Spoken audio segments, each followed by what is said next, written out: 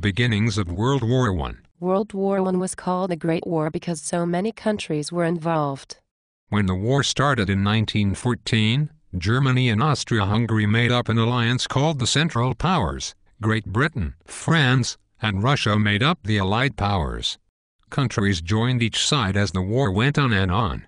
Germany and Austria-Hungary were located in the center of Europe, between France and Russia. For this reason, the war was fought on two fronts or battlefields. The Eastern Front was along the Russian and German border. The Western Front was in France near the German border. Early in the war on the Western Front, Allied troops stopped the Germans from invading Paris, France. But they ended up in a standoff with German troops.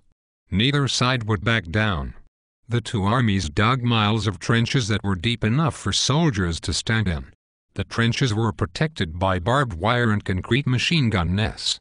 Strips of land, known as no man's land, separated Allied trenches from the trenches of the Central Powers.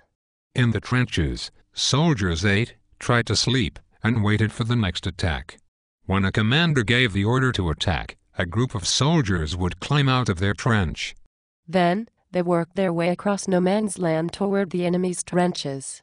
The attacks did not work very well because the men had to move across open fields. Soldiers could easily be shot by the enemy's machine guns. The other side would then launch a counterattack with the same results. Often, thousands of soldiers died in order to win a few hundred yards of territory. Modern weapons added to the horror of the war.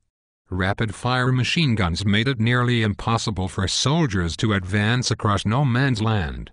Poisonous gas was used as a weapon by both sides. It caused soldiers to choke or suffer burns and blisters. New military vehicles were used in World War I. Armored tanks could move across barbed wire. U-boats, or submarines, were used to sink enemy supply ships. Large, gas-filled blimps called Zeppelins dropped bombs from the sky. Airplanes armed with machine guns fought each other. World War I turned into a war of attrition. This means the war was based on wearing the other side down.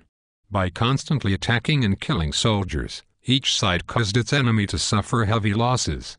This type of warfare had a huge price. When the Allies won the war in 1918, over 9 million soldiers had died in battle. Millions more were wounded.